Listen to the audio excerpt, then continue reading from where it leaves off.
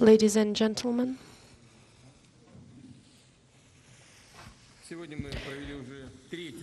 today we conducted the third meeting during this year, and our close contact lets us solve the issues of bilateral cooperation and find different approaches to solve key international issues.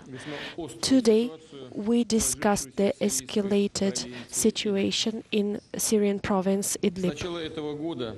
Since the beginning of this year,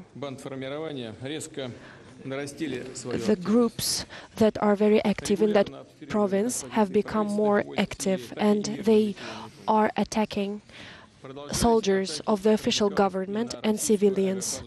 The attacks of Russian air base Hamim continues as well. On the 1st March, there was another attempt to attack our base. Since the beginning of this year, we've noticed 15 attacks on Hamim, and every time we informed our Turkish partners about these attacks.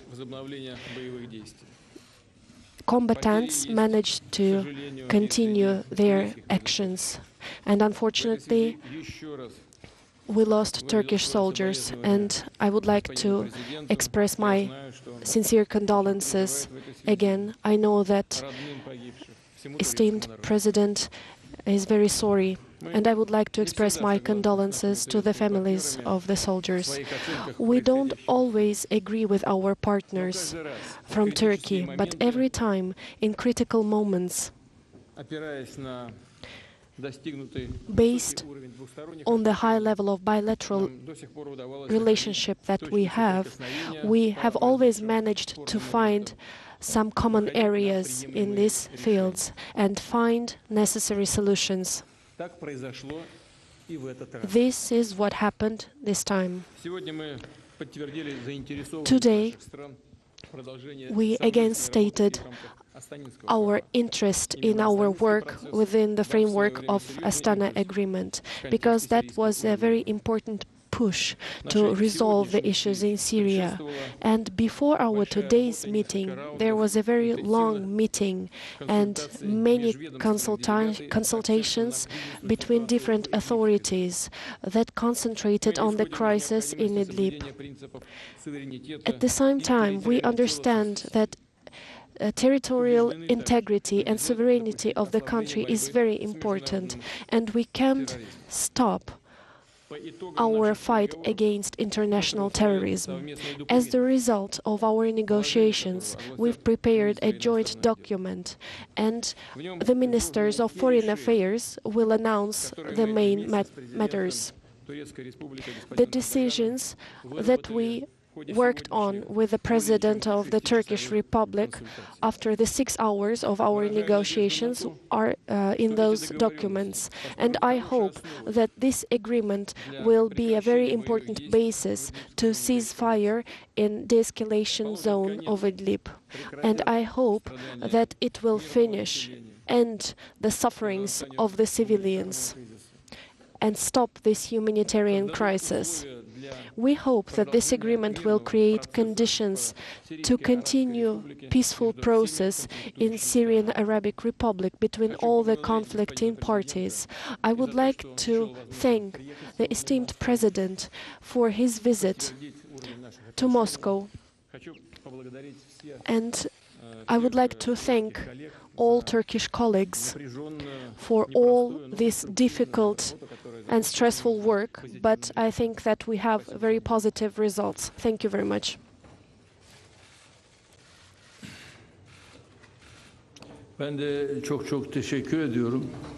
I also would like to thank Mr. President very much.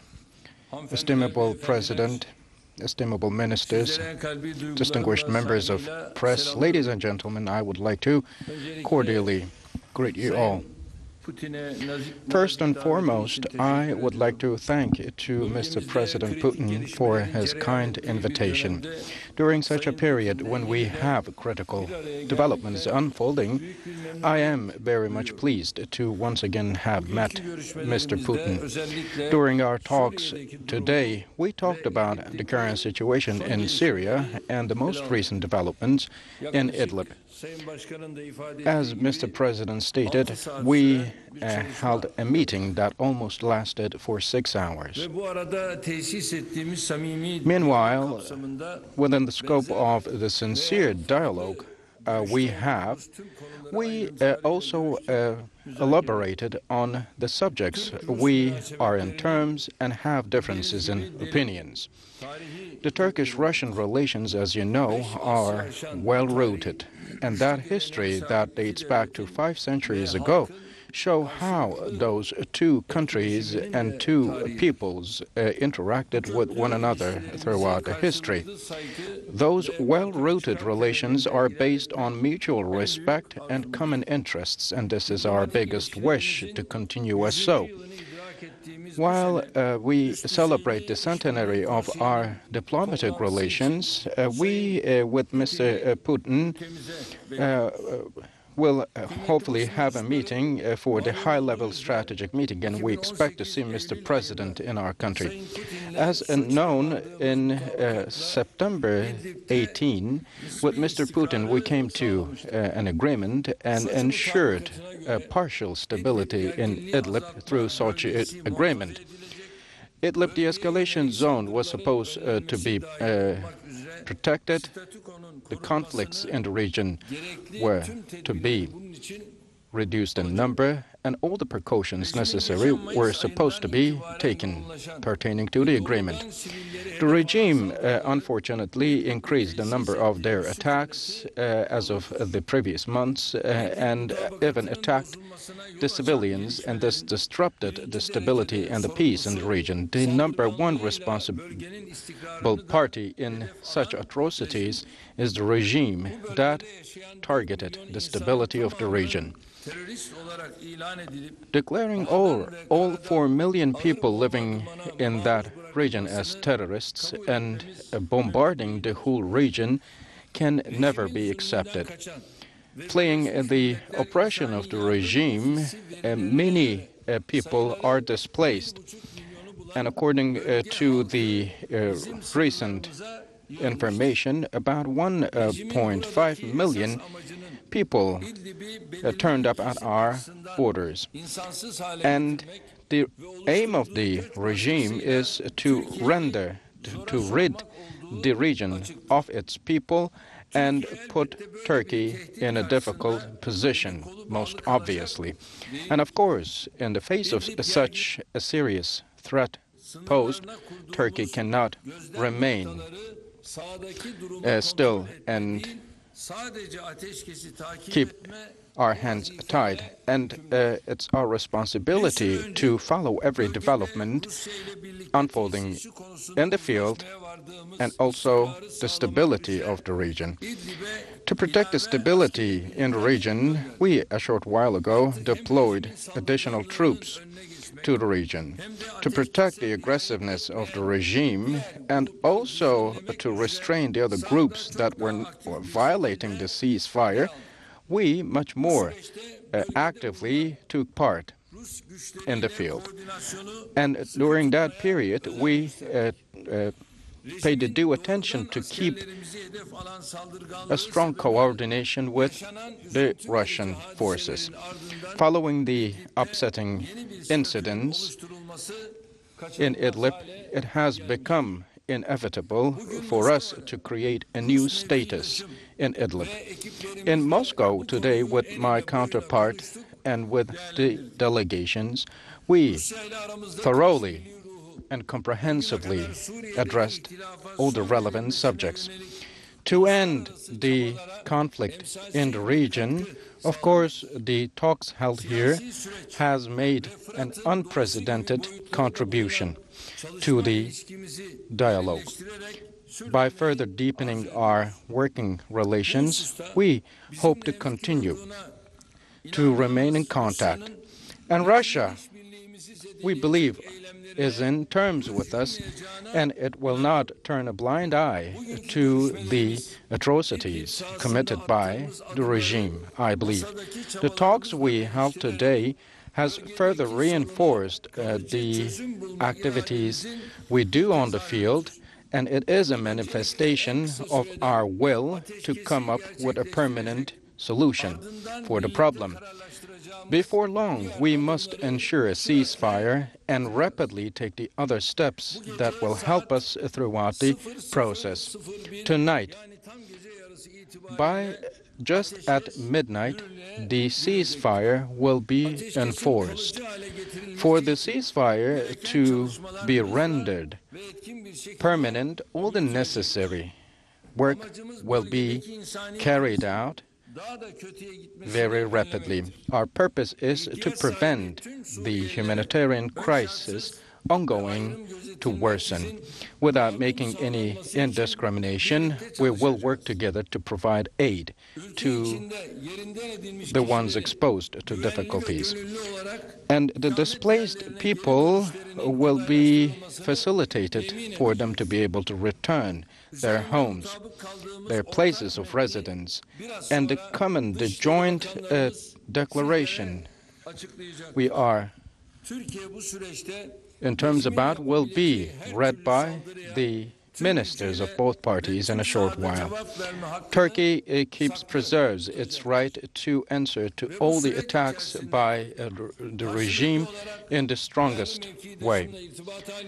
And throughout that process, we will be in contact with my dear friend, Mr. President, and the relevant officials and ministers will be coordinating until we find a concrete solution, a permanent solution to that problem. Turkey is determined to continue with its initiatives pertaining to such an agreement. Once again, I hope that permanent peace is the only key for the stability of the region.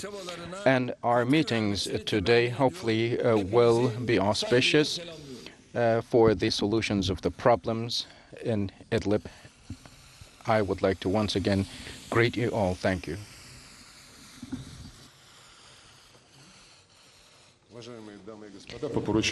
Dear ladies and gentlemen, I would like to read the text of the document that was signed today by the presidents. Extra protocol to the Memorandum of Stabilization in Idlib. Russian Federation and Turkish Republic as the guarantor countries of fight against terrorism is Syrian Republic. According to the document signed in May 2017 and according to the stabilization document signed in 2018,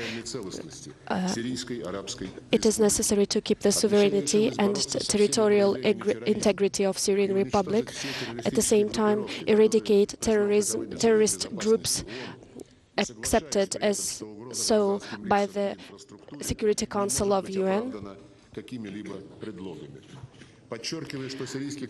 We also underline that Syrian conflict can't be solved in a military way and must be regulated within the political process led by Syrians and with the help of UN according to Resolution 2254 of the UN Council. It is necessary to prevent the escalation of and worsening of humanitarian situation, and it is necessary to conduct necessary humanitarian help to all the Syrian citizens and prevent their relocation and help their return to Syria. 1. Stop all the military actions in de-escalation zone in Idlib, starting from the 00 hours from 6th March of 2020. 2. Create a corridor of 6 kilometers to the north and 6 kilometers to the south from M4 road. The perimeters of functioning of this corridor will be negotiated by the Ministry of Defense of Russia and Turkey within 7 days. 3. On the 15th March of 2020, the joint patrolling of M4 from Trumba to Aylin Havr will be conducted by Turkey and Russia. Extra protocol will be in action after the 5th March of 2020, after its signing in Moscow by the ministers of defense by both countries. To stabilize the situation in Idlib, an additional protocol to the memorandum. The Russian Federation and the Republic of Turkey are the guarantors of the ceasefire regime in Idlib. We are in terms to create a de-escalation zone, and the May 4 memorandum is related with the document, and we are keeping the previous memoranda in mind, signed in 2017. The territorial integrity and sovereignty of Syria will be respected, and this will be committed. And it is incumbent on us to fight in all sorts of terrorism, all manifestations of terrorism, and to eradicate all forms of terrorism and terrorist groups. And we reiterate that it will not be tolerated if the civilians are targeted. And there will not be a military solution for the conflict in Syria, and the conflict can only be solved through the facilitation by the United Nations and in accordance with the 2020-54 UN Security Council decisions, and the conflict can only be ended through the political solutions. To avert the worsening of the political problems and to protect the civilians, and no discrimination should be done among the civilians. Protection should be offered to each and every one. It should be they should be protected against displacement, and those relocated must be able to return their own locations of residence voluntarily, and all these processes should be facilitated. We underline the importance of all these, and we are in terms in the following articles. 1. During the contact zone by the Idlib area, all the activities will be in coordination, and all the activities will come to an end by midnight tonight. And a secure corridor will be established 6 kilometers down to the south in Syria. And the Ministry of Defense of the Russian Federation, the Ministry of the Turkish Republic of Turkey, will be deciding on the exact actions to take place. The M4 highway will be in the framework of this protocol, and this protocol, once signed, will be in force. And the document has been prepared in English, in Russian, and in Turkish in 3 languages, and it has been signed in Moscow on March the 5th, 2020.